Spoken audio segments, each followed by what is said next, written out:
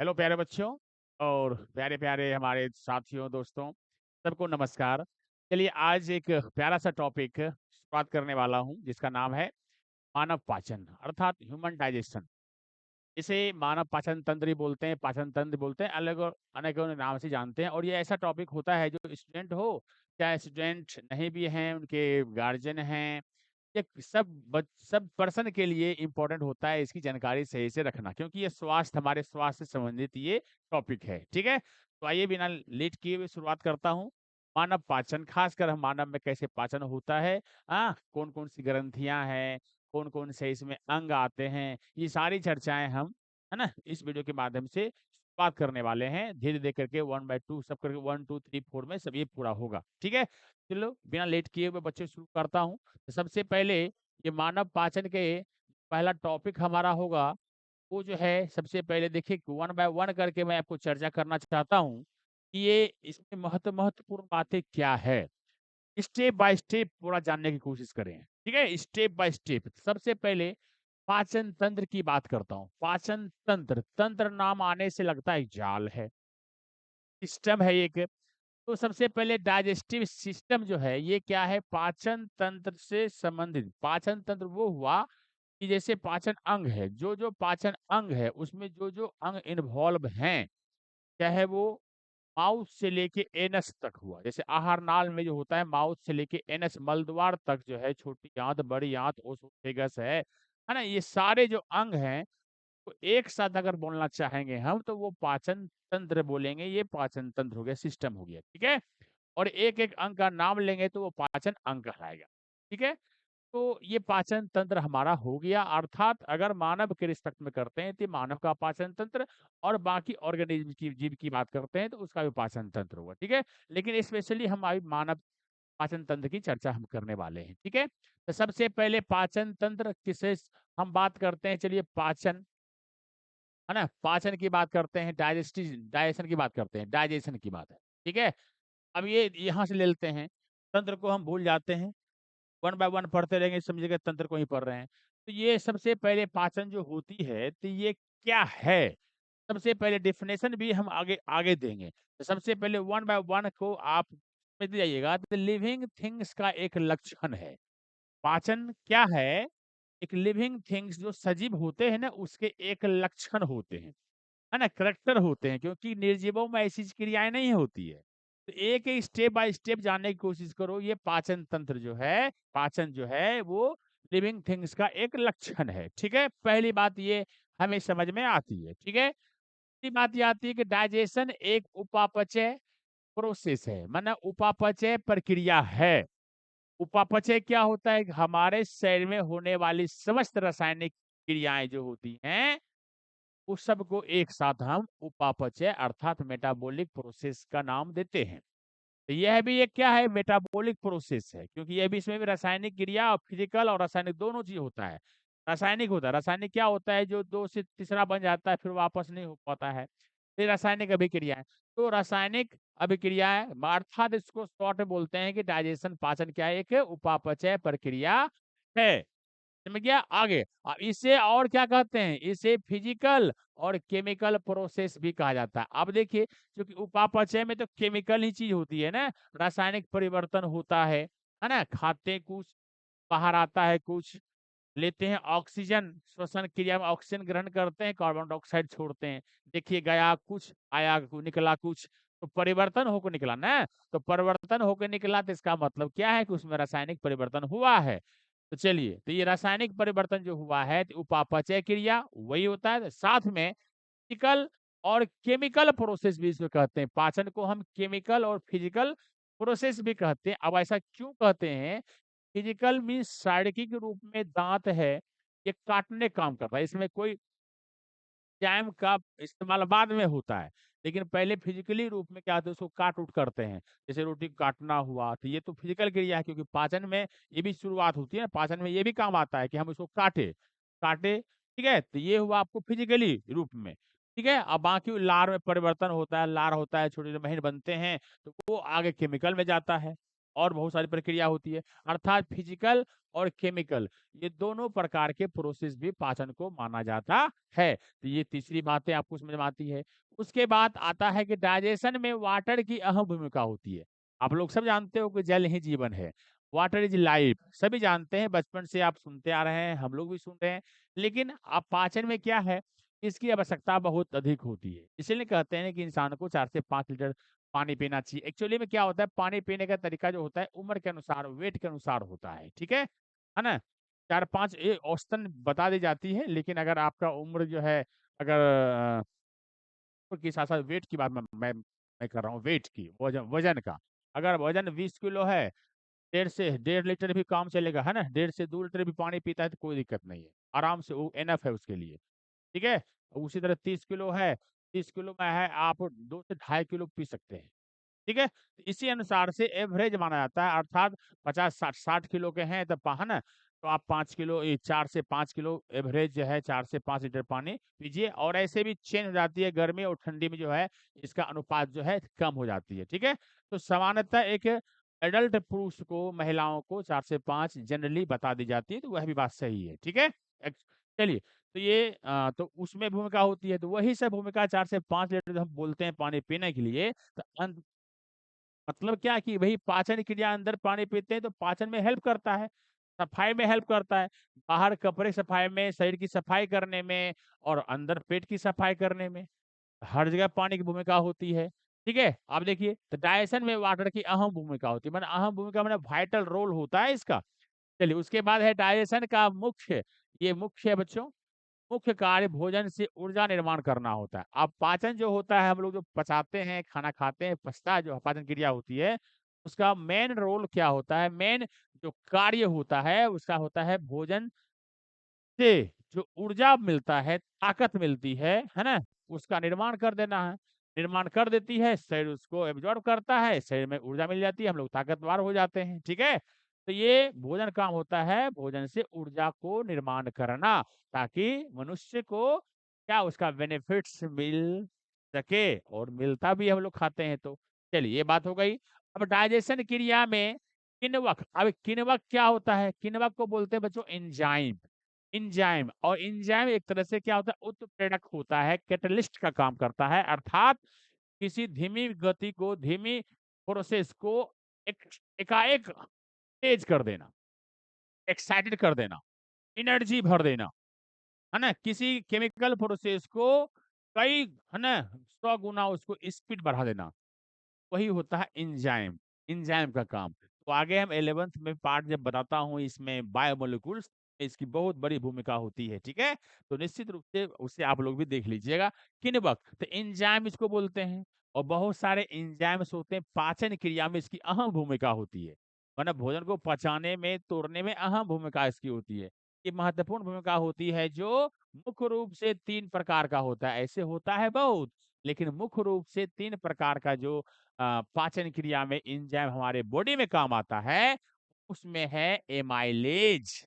Amylase क्या करता है बच्चों? ग्लूकोज को पचाता है।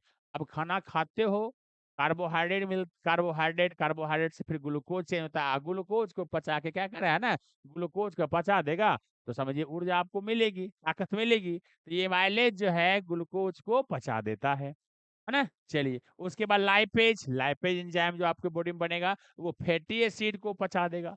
तेल घी खाते हैं, उससे फैटी एसिड बनेगा, तो फैटी एसिड को वो पचा देगा, ठीक है? कौन? लाइपेज। आगे बताऊंगा ये निर्माण कहाँ कहाँ होता है, समझ गए ध्यान से? तो ये प्रोटीएज, प्रोटीएज क्या करता है? प्रोटीन को पचा देता है। ये आप 3 गो, ये 3 जो है एंजाइम का मैंने नाम लिखा, ये सब आपके शरीर में बहुत ज़्यादा बेनिफिशियल, है ना, काम करता है। ग्लूकोज को पचाएगा, फैटी एसिड पचाएगा, प्रोटीन पचाएगा, मतलब तेल घी खाओगे तो पचेगा। आप क्या कहते हैं, कोई प्रोटीन लोगे उसको भी पचा देगा, ग्लूकोज खाओगे कार्बोहाइड्रेट वाला, उसको पचा देगा। मतलब ये सारे चीज़ अगर पचा ही देंगे, ऑटोमेटिक है, ताकत मिलेगा मिलेगा। अब कौन चीज़ नहीं पचता है, किसमें पाचन क्रिया नहीं होती है, उसको भी देखते हैं। तो इतना सारा हम बेसिक चीज़ हम पाचन के बारे में जाने और समझते हैं पाचन के बारे में। उसके बाद परिभाषा तो मैं दूँगा ही दूँगा, ठीक है? और परिभाषा अपने आप समझ में आ जाएगा कि परिभाषा अब क्या हो सकता है इसका। चलिए आगे बढ़ते हैं और देखते हैं आगे स्लाइड में क्या है। पाचन के चरण, अब हम एक-एक स्टेप बाय स्टेप करता हूँ कि पाचन के चरण कितने होते हैं, फिर परिभाषा में आएँगे हम। पाचन के चरण, कितने चरण में पाचन जो है वो बढ़ता है। तो स्टेप स्टेप ऑफ डाइजेशन है, स्टेप ऑफ डाइजेशन है, तो सबसे पहले अभी शुरुआत नहीं कर रहा हूँ, अभी इंट्रोडक्शन ही चल रहा है, पाचन से संबंधित बातें। पाचन के बारे में कुछ-कुछ बातें हो गई, अब पाचन जो होता है कितने स्टेप में शुरू से अंत हो जाता है, अब इसको समझ लेना है, ठीक है? इसको समझने के लिए क्या करना है, सबसे पहले अंतर्ग्रहण देखना है। अंतर्ग्रहण क्या होता है, इसको बोलते हैं इंजेशन। इंजेशन क्या होता है, यहाँ कहता है फूड टेक, भोजन को लेना, सबसे पहले तोड़ते हैं, आकर के भोजन अंदर लेते हैं। जैसे अंदर भोजन लिए, इसको टेक बोलते हैं ना। टेक का अर्थ क्या हुआ, फूड जो है इनटेक किए, यहाँ पे इनटेक भी कर सकते हो, अंदर ले लिए। भोजन को लेना, चाहे चावल खाए, रोटी कुछ भी जो आपने लेते हो ना जब अंदर मुँह के अंदर, तो वो हो जाता है अंतर्ग्रहण। ये अंतर्ग्रहण क्रियाएँ आप समझ गए, ठीक है? दूसरी बात आती है, दूसरा होता है पाचन शुरू होता है यहीं पर। जैसे मुँह में लिए, उसके बाद छोटे-छोटे टुकड़ों में टूटना शुरू हो गया। अर्थात पाचन क्रिया मुख से शुरू होती है और जैसे दाँत में लेते हैं, काटते हैं, उसके बाद चबाते हैं ऐसे करके, ठीक ना? चबाना शुरू, तो पाचन क्रिया वहाँ से शुरू होती है। छोटे-छोटे टुकड़ों में टूटने की क्रिया होगी, मोटा-मोटी पाचन होगा। कॉम्प्लेक्स फूड को हम सरल फूड में बदल देंगे, बड़े-बड़े चीज़ों को छोटे-छोटे महीन टुकड़ों में बदल देते हैं, ताकि बॉडी जो है अवशोषित करके ऊर्जा दे सके। समझिए परिभाषा आपकी धीरे-धीरे निकल रही है, समझने वाले बच्चे समझ रहे होंगे कि क्या यहाँ पे होगी परिभाषा पाचन की। ठीक है? ये छोटे टुकड़ों में टूटना क्या कहलाएगा? पाचन क्रिया आराम होती है अर्थात पाचन शुरुआत हो गई। यहाँ पाचन उसी को बोलते हैं। ठीक है? तत्काल अभी देखिए। उसके बाद है जैसे पचेगा ना, महीन होगा, अब क्या होगा? शरीर उसको अवशोषण करेगा, सेल उसको क्या करेगा? एब्ज़ॉर्ब करेगा अर्थात अवशोषण होगा, एब्ज़ॉर्प्शन। एब्ज़ॉर्प्शन होगा, एब्ज़ॉर्प्शन शरीर उसको क्या करेगा? एक्सेप्ट करेगा अर्थात सूक्ष्म पोषक तत्वों का शरीर में अवशोषण। अब सूक्ष्म पोषक तत्व क्या हुआ? सूक्ष्म पोषक तत्व मैक्रोमोलेक्यूल्स अर्थात जो देखिए इलेक्ट्रॉन, प्रोटॉन, न्यूट्रॉन दुनिया का सबसे छोटा चीज़ माना जाता है। उसके बाद उससे जो बड़ा होता है तो परमाणु होता है। उसके बाद परमाणु, उसके बाद फिर अणु होता है। अणु को मॉलिक्यूल्स बोलते हैं, परमाणु को एटम बोलते हैं। तो परमाणु से बड़ा क्या हो गया? अणु हो गया, तो अणु को मॉलिक्यूल्स बोलते हैं। अब बहुत सारे अणु जब मिल जाते हैं, अणु हो जाता है। अणु बहुत सारे मिल जाते हैं तो बृहत अणु हो जाता है। बृहत अणु मिल जाता है तो समझो सेल का निर्माण हो जाता है। ठीक है? और सेल में बहुत सारे कोशिकांग हो जाते हैं, सेल के पार्ट हो जाते हैं। माइटोकॉन्ड्रिया, लाइसोसोम, है ना? क्या कहते हैं राइबोसोम हो, लाइसोसोम हो, गोल्गी बॉडी हो, है ना? केंद्रक है, केंद्रक जालिका है, बहुत सारे और भी हैं, है ना? गोल्गी काय जो है, सेंट्रोसोम है, सारा काय इसको बोलते हो। इसी बहुत सारे कोशिकांग होते हैं, समझो कि उसी में सब मिलता-जुलता है तब एक सेल कहलाता है, अर्थात वो एक तरह से बृहत अंग के रूप में काम आता है। तो सूक्ष्म पोषक तत्व वही हुआ, ठीक है? तो ये काफ़ी क्या होते हैं, सूक्ष्म होते हैं, छोटे होते हैं, महीन होते हैं, ठीक है? तो सूक्ष्म पोषक तत्वों का शरीर में अवशोषण, तो तोड़-ताड़ के पतला कर दिया, सूक्ष्म बना दिया। अब धीरे-धीरे शरीर क्या करेगा, शरीर में अवशोष अब शरीर अपनी शरीर की जो कोशिकाएँ होती है ना, उसको क्या किया, अपने आप में वो एब्ज़ॉर्ब कर लिया, अपने में समा लिया, ठीक है? समा लिया, ये हुआ अवशोषण क्रिया, तो तीसरा चरण हुआ ये। उसके बाद क्या हुआ, स्वांगीकरण। स्वांगीकरण क्या हुआ? इसको कहते हैं एसिमिलेशन, है ना? एसिलेशन, स्वांगीकरण। अब क्या हुआ? जैसे पोषक तत्व उपयोग, अब जैसे पोषक तत्वों को सूक्ष्म पोषक तत्वों शरीर अपने अंदर समेट लिया, एब्ज़ॉर्ब कर लिया, अपने अंदर समेट के धर दिया, तो अब रख ले थोड़ी रहेगा, अब उसको क्या करेगा? यूज़ करेगा। अब क्या करेगा वो? स्वांगीकरण का मतलब होता है कि पोषक तत्वों का उपयोग करके, पोषक तत्व जो लिया, उसका उपयोग करके शरीर को बेनिफिट पहुँचाएगा, ऊर्जा देगी, ताकत देगा। उसके बाद जो बाकी कुछ बच गया, ये कहते हैं यूज़ कर लिए, सिट्ठी जो बच गया है, बेकार चीज़ जो बच गया है, पचे भोजन जो बच गया है, अनडाइजेस्टेड फूड जो बच गया है, अब शरीर से उसको बाहर निकालेगा। तो लास्ट क्रिया जो होती है बहिष्करण, तो बहिष्कार कर देगा। तुम जाओ यहाँ से, तुम्हारा कोई काम नहीं है, गंदे हो गए हो, अब कुछ आवश्यकता नहीं है हमको तुमसे कुछ लेना। तो इजेशन जो क्रिया होती है, इजेशन, ये क्रियाएँ जो है अब अगला स्टेप में लास्ट में क्या होगा? इजेशन होगा अर्थात पचे जो अनडाइजेस्ट फूड होता है, खाद्य पदार्थों को बाहर निकाल देना। तो समझिए ये तो शॉर्ट फॉर्म हुआ। अभी मैं शॉर्ट एक तरह से ट्रेलर दिखा रहा हूँ। पूरी मूवी बच्चों आराम से देखना, ठीक है? पूरी मूवी आराम से देखिएगा कैसे-कैसे होता है। तो पाचन के चरण हो गए, 5 चरण हो गए, तो इसमें क्या-क्या हो गया देखिए अंतःकरण होता है जिसको कहते हैं इंजेक्शन, फिर उसके बाद डाइजेशन है, फिर उसके बाद क्या कहते हैं एब्जॉर्प्शन है, फिर एसिमिलेशन है, फिर इजेक्शन है। हिंदी में कह सकते हो अंतःकरण, पाचन है, अवशोषण है, स्वांगीकरण और बहिष्करण। ये पाँचों चरण हो गए, स्टेप हो गए पाचन के। पाचन के स्टेप हो गए। अब आगे मैं बताता हूँ, देखिए क्या-क्या है। ये तो बात हो गई पाचन की। अब पाचन की परिभाषा अब क्या दीजिएगा? देखिए, उम्मीद है आप समझ गए होंगे पाचन की परिभाषा क्या दे सकते हैं। पाचन क्या हुआ? कि पाचन वह प्रक्रिया है, सुन लीजिए, पाचन वह प्रक्रिया है जिसमें जटिल पदार्थों को बाँट के शरीर में अवशोषित होने लायक बना दी जाती है। सर पर डिफरेंट परिभाषा समझिए। माने छोटे-छोटे जो बड़े-बड़े मान लीजिए कोई पार्टिकल्स हैं, खाना का टुकड़ा है, बड़े-बड़े कॉम्प्लेक्स फूड, कहते हैं कॉम्प्लेक्स फूड है। अब कॉम्प्लेक्स फूड को चेंज करके क्या किया बदल कर करके सिंपल फूड बदल दिए। सिंपल फूड में, है ना? अब महीन बन गया ये महीन बदल गया, ठीक है? ये महीन बन गया और जब महीन बन गया सिंपल फूड हो गया है ना? कॉम्प्लेक्स फूड से सिंपल फूड बन गया। इस प्रक्रिया के द्वारा ऐसा हुआ, उसको हम पाचन बोलेंगे। उसको हम पाचन बोलेंगे। मानव ऐसा करता है, तो मानव पाचन हुआ। अगर जिस जीव में ऐसा होगा, तो वह जीव का वो पाचन हुआ। ठीक है? ये बात आप समझ में आपको आ गया होगा। डाइजेशन क्या है? डाइजेशन माने पाचन वह प्रक्रिया है ना? वह प्रक्रिया है या वह जैविक प्रक्रिया कह सकते हो, प्रक्रिया जिसमें क्या होता है कॉम्प्लेक्स फूड को, जटिल पदार्थों को, है ना? सरल पदार्थों में बदला जाता है और शरीर उसको, है ना? अवशोषित कर लेता है। ठीक है? इस प्रकार से जितनी बार देंगे कुछ न कुछ चेंजिंग होगी। परिभाषा को समझना ये है कि बस सरल बनाता है, आसान कर देता है तोड़-ताड़ के ताकि वो शरीर उसको एब्ज़ॉर्ब कर सके और ऊर्जा दे सके बदले में। ठीक है? तो चलिए पाचन में परिभाषा अपने-अपने स्तर से दे सकते हैं अनेकों तरह से। मैंने सिंपल ढंग का दे दिया। उसके बाद है एक चीज़ और है, पाचन में क्या-क्या पचा था? प्रोटीन पच गया था, प्रोटीन पच गया था। उसके बाद क्या कहते हैं कार्बोहाइड्रेट पच गया था, ग्लूकोज़ वाला है बताए थे। ये फैट जो फैट्स पचा, वो पच गया था। लेकिन अब है किसका पाचन नहीं होता है हमारे शरीर में?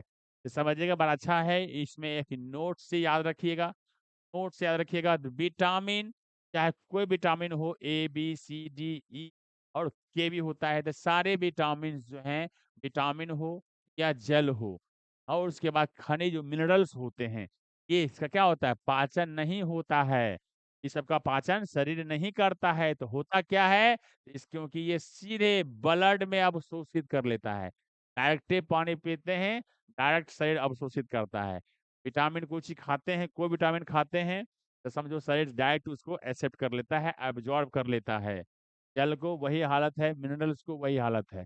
अर्थात इसकी पाचन क्रिया नहीं होती, खुद ये सूक्ष्म अणु में पहले से रहता है। हमको सूक्ष्म अणु ये जटिल रहेगा तब ना इसको बदलेंगे तो ऐसा करेंगे। ये पहले से इस रूप में रहता है, सीधे अवशोषित हो जाता है शरीर में। इसीलिए इसका प्रयोग ज़्यादा करना चाहिए ताकि शरीर को कुछ राहत मिले क्योंकि तोड़ना-ओड़ना है ना कम पड़ेगा, सीधे अवशोषित शरीर में होगा। इसका प्रयोग करना चाहिए लोगों को। यह भी और यह भी दोनों आवश्यकता होती है, ठीक है? एक तरह से विटामिन प्रोटेक्टिव फूड कहलाता है, रक्षात्मक भोजन है, ये रक्षा करता है, ठीक है? जानकारी हम इसकी देंगे आपको। समझ गए ना? तो ये सारी चीज़ उम्मीद है आप समझ गए होंगे कि ये परिभाषा और साथ-साथ में किसका पाचन होता है, किसका पाचन शरीर में नहीं होता है। तो पाचन नहीं होता है तो क्यों नहीं होता है और उसका काम क्या है, लॉस है कि बेनिफिट है, आप इसको देख सकते हैं।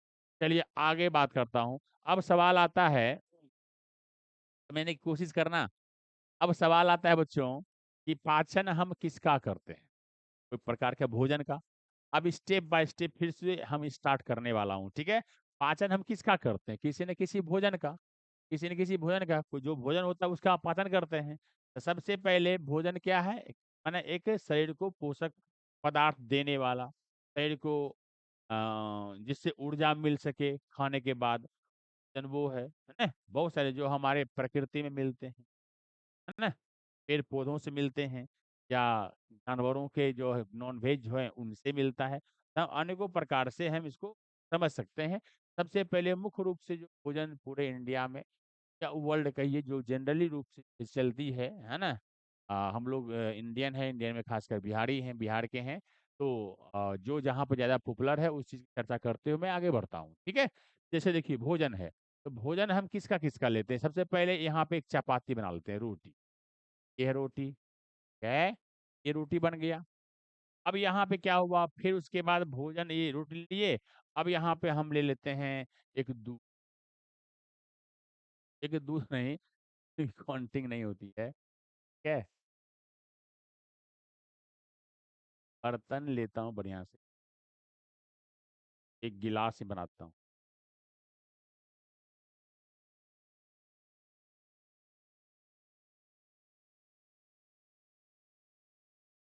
थोड़ा सा बढ़िया ही बना लें।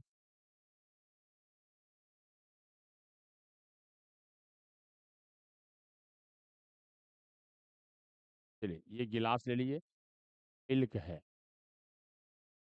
क्या है, मिल्क है। ये आपको ब्रेड है,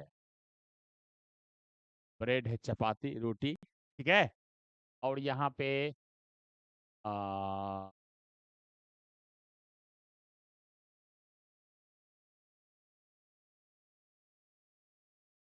यहाँ पे तेल वाला जो आइटम होता है, सरसों तेल वाला। चलिए,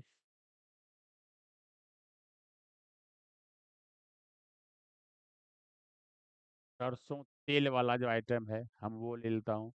चलो कोई सा डिब्बा बना लीजिए। चलो कोई है, यहाँ ऑयल ले लीजिए।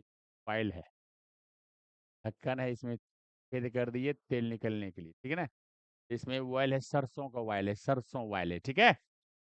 अब यहाँ पे क्या हो बच्चों, ब्रेड है। अब ब्रेड हम खाएंगे, क्या मिलेगा उससे, कार्बोहाइड्रेट मिलेगा, कार्बोहाइड्रेट मिलेगा, कार्बोहाइड्रेट मिलेगा, ठीक है। उसके बाद मिल्क अगर खाएंगे, क्या मिलेगा, प्रोटीन मिलेगा। दूध अगर खाएंगे हम तो प्रोटीन मिलेगा। ऑयल खाएंगे, वसा मिलेगा। तेल खाएंगे तो वसा मिलेगा, फैट्स मिलेगा। अब कार्बोहाइड्रेट जब ले देंगे तो शरीर में क्या बदल हो जाएगा, चेंज हो जाएगा, ग्लूकोज मिल जाएगा, ग्लूकोज मिल जाएगा। अब जब प्रोटीन को हम आगे करेंगे, प्रोटीन हमें क्या दे देगा, बदल के, चेंज होके, परिवर्तन होके, पच के क्या करेगा, तो ये बना देगा प्रोटीन। जब पचेगा शरीर में तो ये बन जाएगा एमिनो एसिड, एमिनो एसिड, ना, एमिनो एसिड। अब उसके बाद वसा का जब हम पचाएंगे तो, है ना, वसा हमारे शरीर में जब लेते हैं, जब वो डाइजेस्ट होता है तो हमारे शरीर को देगा फैटी एसिड, फैटी एसिड देगा। समझिएगा ध्यान से, आप फैटी एसिड देगा। अब ध्यान से देखिएगा, और जो पचेगा नहीं, नहीं पचने वाला, नहीं पचने वाला यहाँ है, नहीं पचने वाला, है ना, नहीं पचने वाला अर्थात पाचन क्रिया नहीं होती लेकिन डायरेक्टली काम तो भी नहीं करता है। विटामिन है,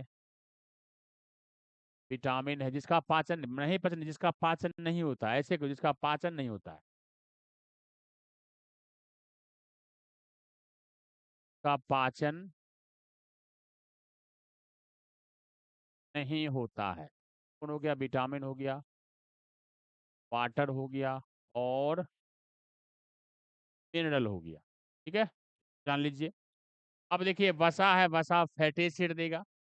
अब जो जैसे कार्बोहाइड्रेट है, ग्लूकोज, कार्बोहाइड्रेट पचाओगे, ग्लूकोज मिल गया, ग्लूकोज से ग्लूकोज को पचाओगे ना आपको, तो आपको एनर्जी मिलेगा, ऊर्जा मिलेगा।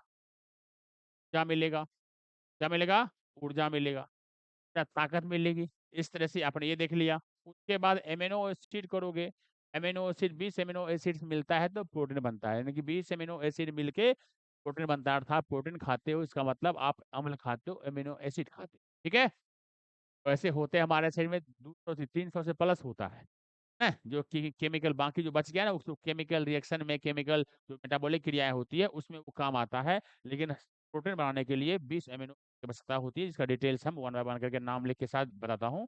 चलिए आगे देखते हैं। तो एमिनो एसिड हो गया था। अब एमिनो एसिड जो है, एमिनो एसिड क्या देगा आपको, ये प्रोटीन या प्रोटीन एमिनो एसिड बन गया। अब एमिनो एसिड क्या करेगा, ये भी करेगा, इससे भी क्या देगा, ये भी आपको बॉडी क्या कहते हैं, मरम्मत करेगा, ये भी ऊर्जा, ऊर्जा भी देगा। ऊर्जा क्या कर देगा यहाँ पर, ये क्या करेगा आपको, समझिए कि सेल का रिपेयर करेगा, कोशिका की का की मरम्मत भी कर देगा ये। शरीर निर्माण करेगा, शरीर का निर्माण, बॉडी बिल्डिंग फूड इसको बोल सकते हैं, है ना? शरीर निर्माण है, कोशिका मरम्मत करेगा, निर्माण करेगा, अर्थात ऊर्जा देगा ये भी, है ना? ऊर्जा तो यहाँ मुख्य रूप से देता है। और वसा भी क्या देगा आपको? ये भी आपको एनर्जी भरेगा, एनर्जी ऊर्जा भरेगी, ये भी ऊर्जा देगा आपको। अब देखो ध्यान से, फैटी एसिड, फैटी एसिड किससे मिल रहा है आपको? तेल घी से फैटी एसिड। फैटी एसिड को अगर पचा लेते हो तो आपको क्या करेगा? इससे भी ऊर्जा देगा। और जबरदस्त प्रोटीन कार्बोहाइड्रेट दुगुना, जितना ये दोनों मिल गए उतना अकेले देता है ये। इसलिए बच्चों को खासकर छोटे जो है, या खासकर जो मेहनतिया लोग हैं, तो इसकी जो होता है ना, ज्यादा जरूरी होता है। ठीक है, और जो व्यक्ति जो है फिजिकल वर्क कम करते हैं, ये कम ही कम खाए तो बेहतर है। ठीक है, ये बात हो गई। कार्बोहाइड्रेट है, प्रोटीन हो गया, इसकी जानकारी मिल गई। ये है भोजन, ये हम लोग भोजन करते हैं तो ये सारे चीज हमें मिलता है, और मिलता है तो इसमें बदलता है, बदल के बाद ये सारी चीज हमको, हम लोगों को खाता होता है। और बाकी जिसका पाचन नहीं होता है वो ये है डायरेक्ट पाचन, मैंने इसका नहीं हो पाता क्योंकि पचता ही नहीं, मैंने पचे क्या डायरेक्ट पचा हुआ रहता है, अर्थात सीधे शरीर में अवशोषित हो जाता है। तो पाचन क्रिया में ये इन्वॉल्व नहीं होता है, ये डायरेक्ट शरीर में अवशोषित होता है। तो ये जानकारी आपको आज की इस वीडियो के माध्यम से मैंने आपको दिया। अब वन बाय वन करके माउथ से जो पाचन क्रिया शुरू होगी, अब है ना वहां पे इंतर्ग्रहण से, है ना, अंतर्ग्रहण से मैं शुरुआत करूंगा। ये बेसिक चीजें पाचन के बारे में हुआ एक पार्ट में। दूसरे पार्ट में मैं आपको इसके आगे स्टेप बाय स्टेप माउथ से शुरुआत करेंगे। बहुत कुछ माउथ के बारे में बताऊंगा, दांत के बारे में बताएंगे, दंत सूत्र बताएंगे, उसके बाद जीभ के बारे में बताएंगे, सिलवड़ी जो लार ग्रंथि होती है कहाँ पे बनती है, कैसी बनती है, क्या काम होता है, उसका सारा फंक्शन बताते हुए स्टेप बाय स्टेप हम आपको डिटेल से बताएंगे। ठीक है बच्चों, तो आगे नेक्स्ट डे मिलता हूँ, तब तक के लिए okay, good day, bye bye.